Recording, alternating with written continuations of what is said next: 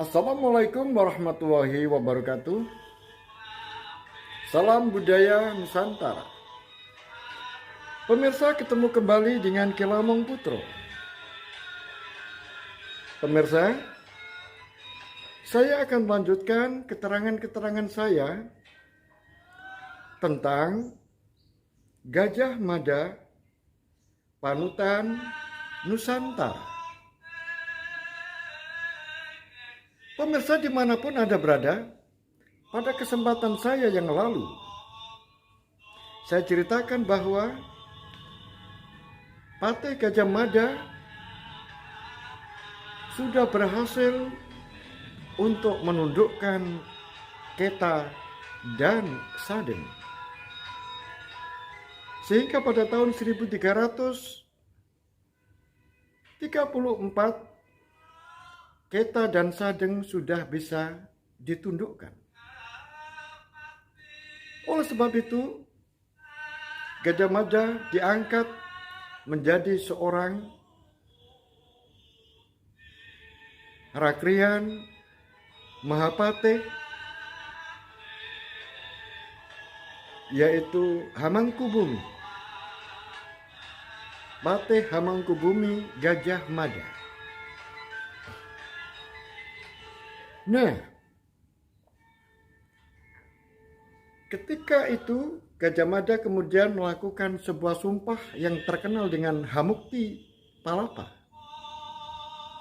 Dan ternyata banyak yang tidak suka terhadap apa yang telah disumpahkan Gajah Mada untuk mempersatukan Nusantara, untuk menundukkan daerah-daerah yang ada di Nusantara, mulai dari Palembang, Tomasek, Pahang, Tanjung Puro, Seram, Dompo, Bali, dan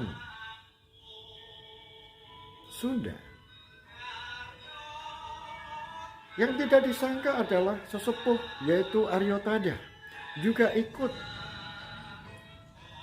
yaitu menertawai tentang sumpah yang telah diucapkan oleh Gajah Mada. Padahal Aryodhata adalah orang yang berjanji untuk selalu mendukung apa yang menjadi keputusan-keputusan apabila Gajah Mada menjadi seorang patih di kerajaan Majapahit. Tetapi ternyata Aryodhata sebenarnya memasang jerat. Yang dimaksudkan Gajah Mada diangkat menjadi seorang patih karena di atas patih masih ada pangkat yang lebih tinggi, yaitu Hamangkubumi. Ternyata Tribhuwana Tunggaldewi tidak mengangkat patih. Bukan sekedar patih, tetapi patih Hamangkubumi. Oleh sebab itu, yaitu Mahapatih Aryodhata tidak menyukai kalau Gajah Mada diangkat sebagai patih Hamangkubumi. Pemirsa dimanapun Anda berada, akhirnya pada suatu ketika, sudah lama, Gajah Mada kemudian berkunjung ke sebuah tempat, yaitu di ujung Galuh. Ada sebuah tempat yang namanya Banculuk, yaitu tempat sebuah kampung yang mana di situ ada seorang yang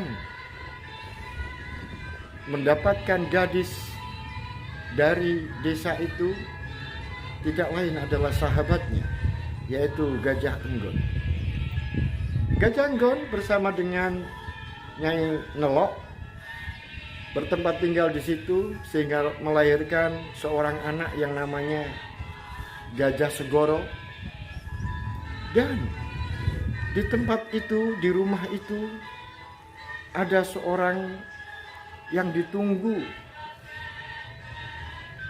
karena dia sudah sepuh, yang dulu juga pernah menjadi seorang senopati yang hebat di Mojopahit, yaitu namanya Pawagal.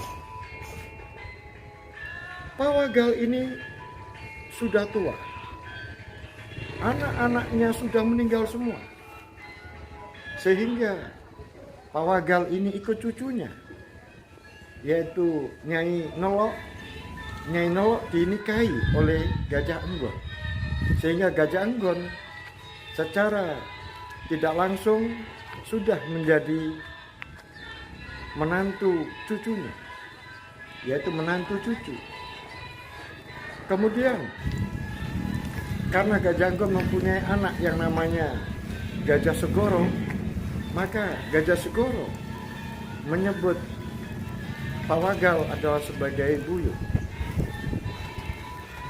Oleh sebab itu, karena mendengar mertuanya sakit, akhirnya Gajah Mada berkunjung ke Banculuk, yaitu yang ada di ujung Galuh.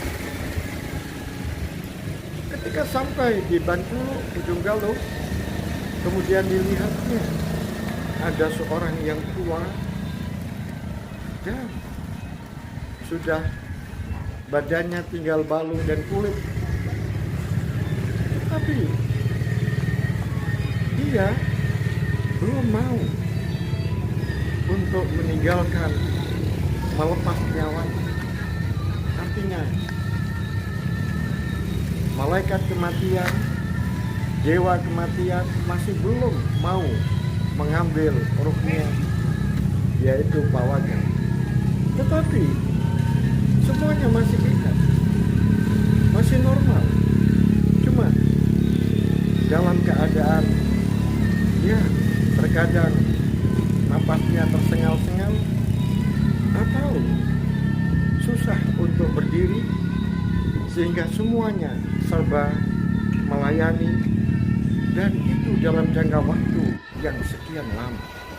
Oleh sebab itu Nyai Nelok yang diikuti cucunya, yang diikuti ini sabar merawat kakeknya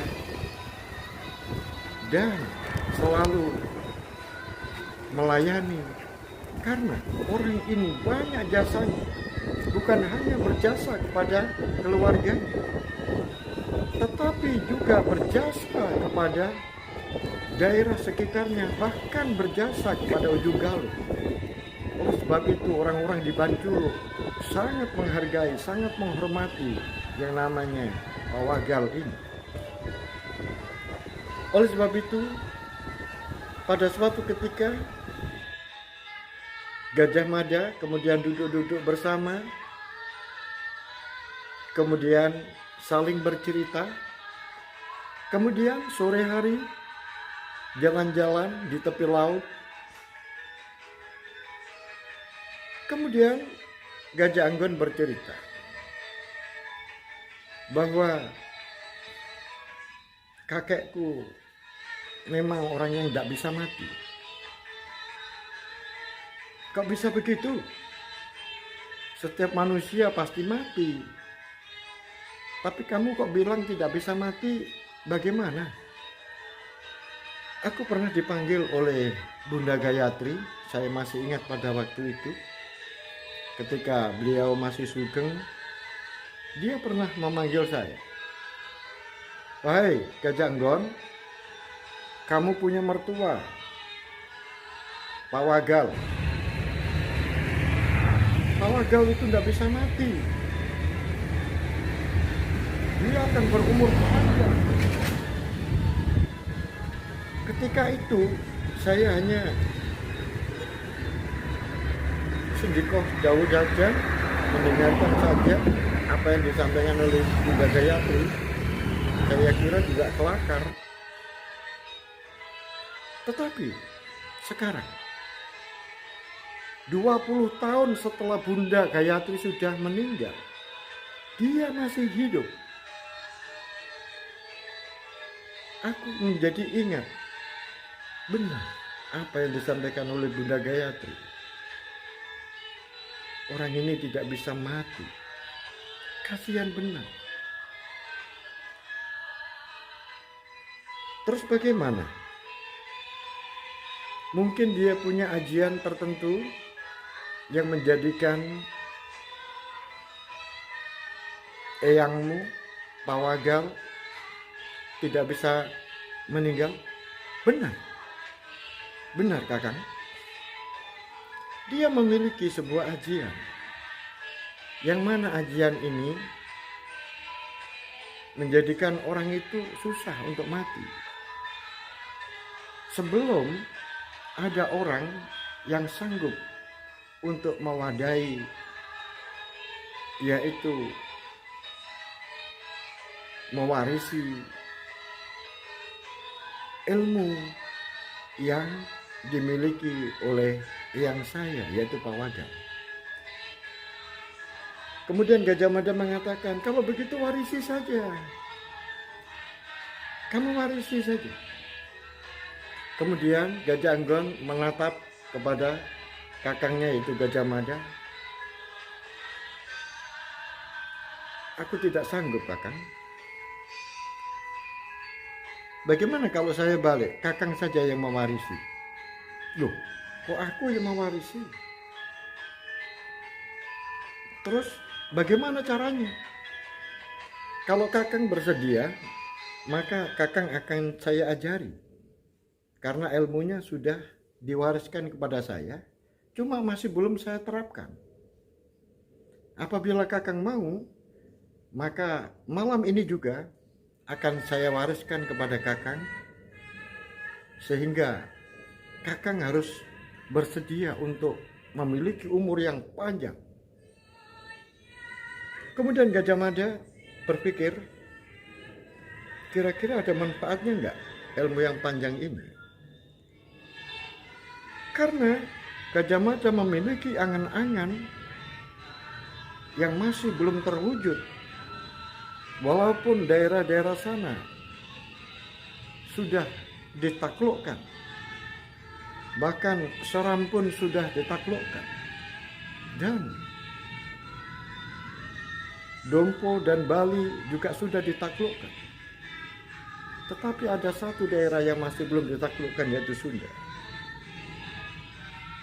Oleh sebab itu, baiklah, aku mau mewarisi, tetapi aku dengan tujuan saya adalah ingin segera agar kakekmu itu terlepas dari belenggu, sehingga dia cepat untuk bisa melepaskan nyawanya. Baiklah kalau begitu Kakang. Pemirsa dimanapun Anda berada, akhirnya di tepi pantai itu, kemudian dia berjalan menuju ke sebuah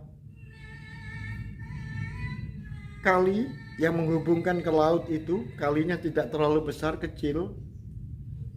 Kemudian airnya pun juga tidak begitu baik. Kemudian di tempat itu Gajah Anggon mengajarkan tentang rapalan-rapalan yang pernah diajarkan oleh Pawagal kepada Gajah Anggon. Setelah Gajah Mada sudah mengetahui rapalan-rapalan itu, dan kemudian cara-caranya atau patrapnya juga sudah diberikan, maka mulailah Gajah Mada kemudian berjalan menuju ke tengah kali yang airnya tidak dalam, hanya di bawah mata kaki itu. Tiba-tiba Gajah Mada duduk di sebuah batu. Setelah duduk di sebuah batu, kemudian dengan patrap duduk, kemudian memejamkan matanya. Tidak lama, kemudian datanglah angin, yang mula-mula angin itu kecil, seperti lesus yang berputar-putar. Lama-lama, lesus ini semakin besar, semakin besar, semakin besar. Sehingga batu-batu yang ada di kali itu ikut bergerak. Dan banyak batu-batu itu yang menimpa, yaitu punggung dan bagian pinggang, bahkan kepala dari Gajah Mada. Tapi semuanya itu Gajah Mada melakukan dengan penuh ketabahan walaupun dihempas debu, batu, kerikil, pasir, bahkan batu-batu yang agak besar, dia tetap tabah. Sampai berlalunya pusaran angin yang telah menggelut dirinya itu. Pemirsa dimanapun Anda berada, akhirnya Gajah Mada roboh dan tidak sadarkan diri. Dan bersamaan dengan robohnya Gajah Mada itu, maka lambat laun angin itu kemudian menghilang. Betapa terkejutnya yang namanya Gajah Enggon melihat Gajah Mada yang lunglai dan badannya basah kuyup itu, kemudian diusahakan untuk ditolong untuk menepi. Setelah itu disandarkan pada sebuah batu, kemudian dibersihkan, yaitu badannya yang basah itu dengan pakaiannya. Tidak lama kemudian, anaknya Gajah Enggon berlari-lari mencari ayahnya, yaitu Gajah Segoro, menemui ayahnya. Wahai ayah, pulanglah. Buyut sudah tidak ada. Buyut sudah meninggal. Baiklah, kalau begitu ayah mau menyusul ke sana. Kamu pulang lebih dahulu. Pemirsa dimanapun Anda berada, Gajah Enggon tidak segera pulang. Dia menunggu sampai Gajah Mada ini siuman. Kemudian setelah dibersihkan semuanya, kemudian pakaian-pakaiannya, kemudian juga ikut dibersihkan supaya tidak basah. Kemudian Gajah Mada siuman. Setelah siuman, tidak lama kemudian dia sudah mulai segar kembali. Kemudian dia menanyakan tentang dirinya.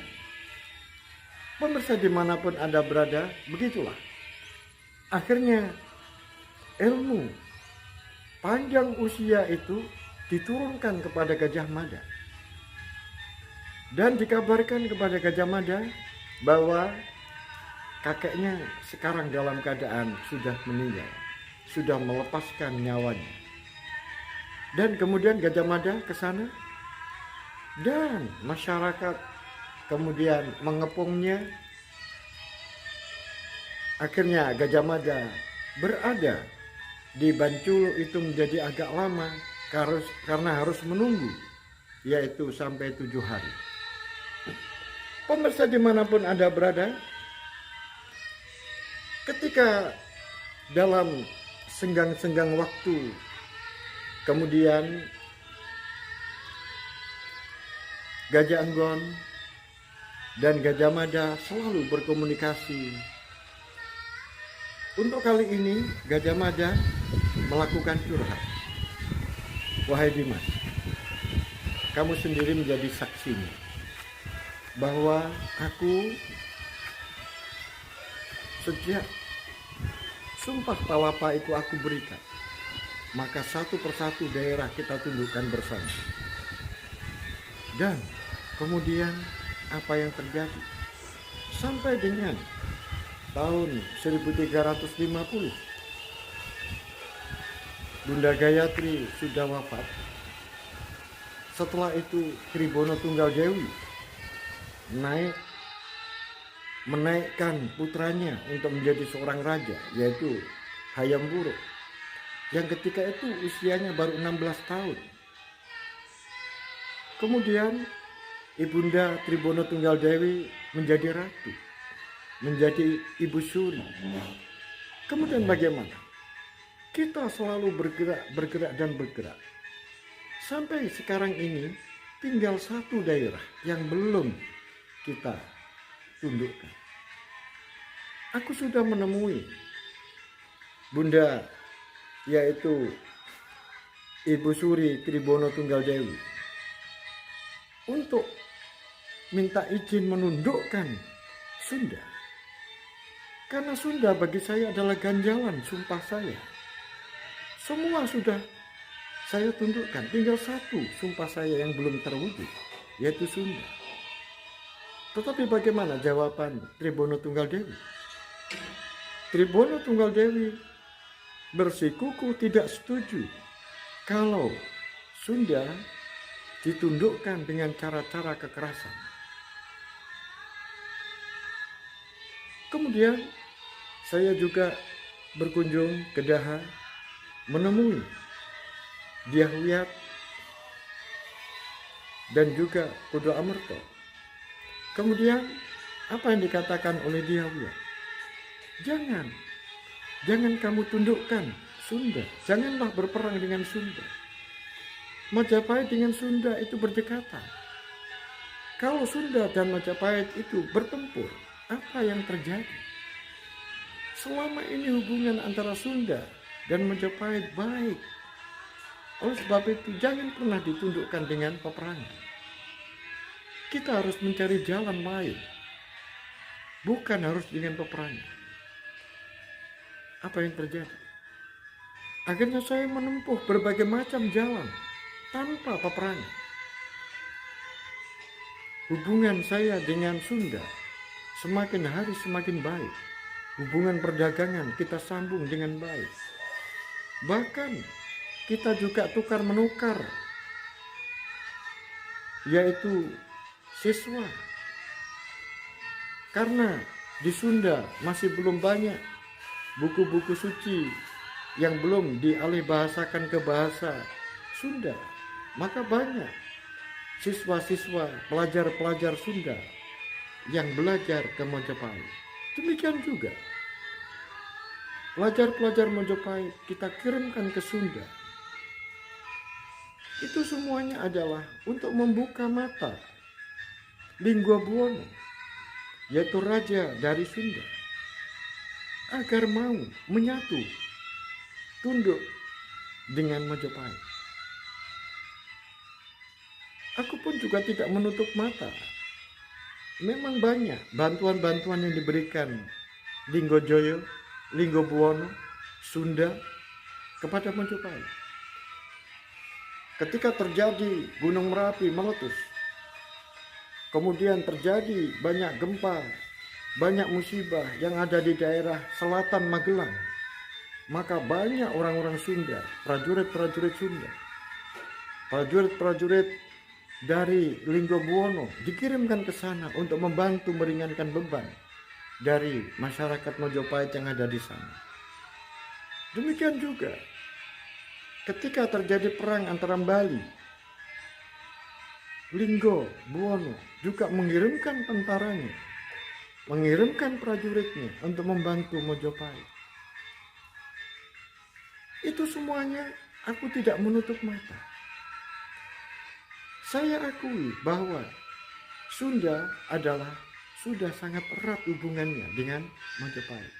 Tetapi aku mengharapkan agar ada sebuah pengakuan saja terhadap kerajaan Majapahit, sehingga apa yang menjadi sumpahku ini sudah terlepas, sudah terbebas dari sumpah yang pernah aku berikan.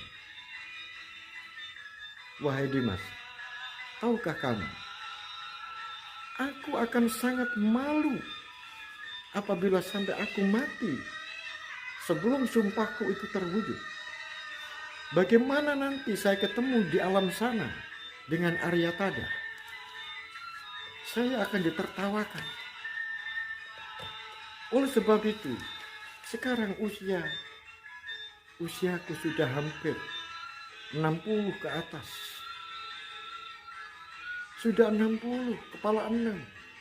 Oleh sebab itu, kapan lagi untuk menundukkan Sunda dan untuk memenuhi sumpahku? Iya Kang Mas. Terus bagaimana Kang Mas? Apakah Kang Mas punya rencana? Begini, ini secara kebetulan raja kita yang masih muda ini kan belum menikah, sudah dicarikan kemana-mana sudah dikirimkan juru gambar, mulai raja-raja, anaknya raja-raja di Bali dan di daerah-daerah bagian timur.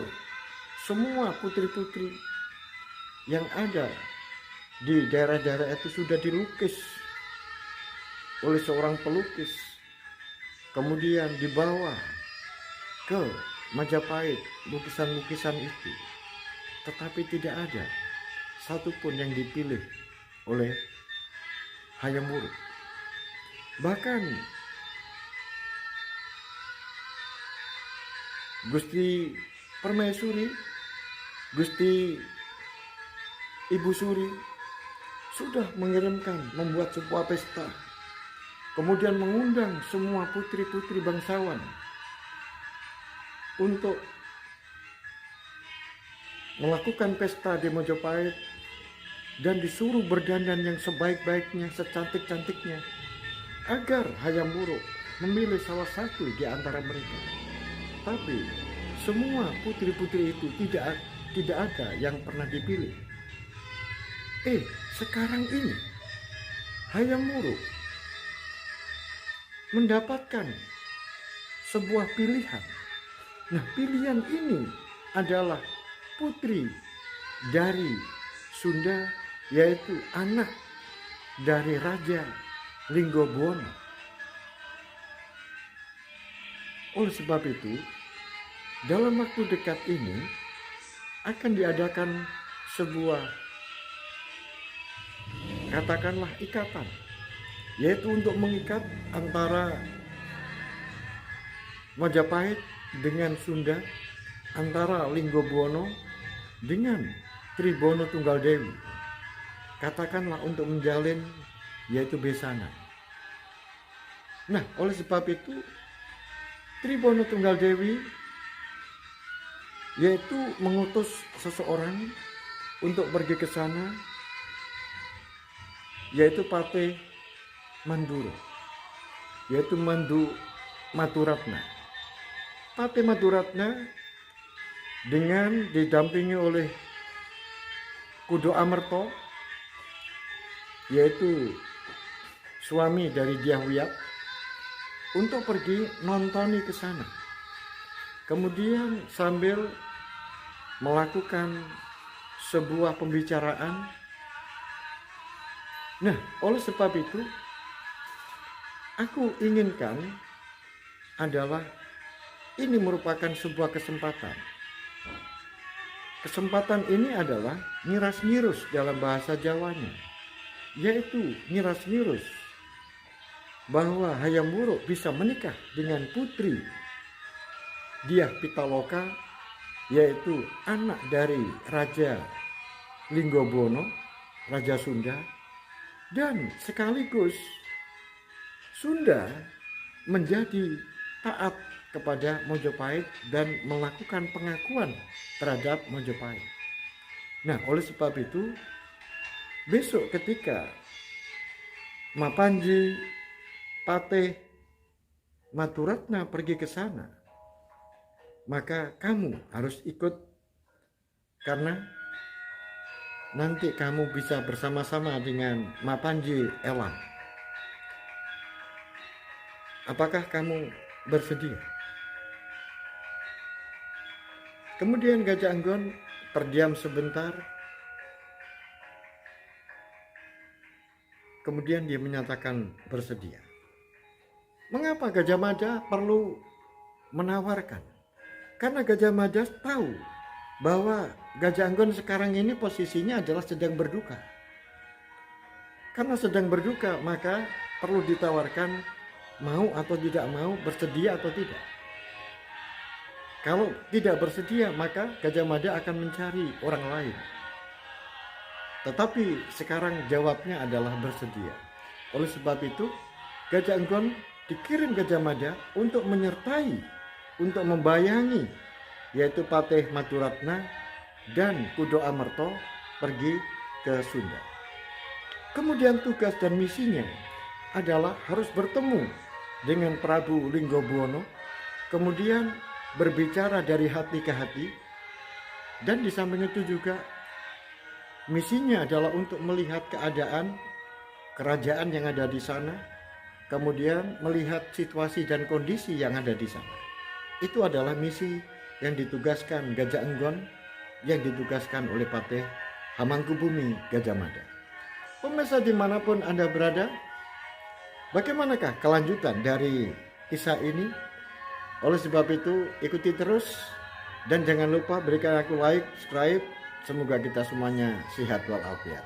Jangan lupa tombol loncengnya supaya tidak ketinggalan ceritanya. Akhirul kalam, billahi taufiq wal hidayah waridawal inayah. Assalamualaikum warahmatullahi wabarakatuh. Salam budaya Nusantara.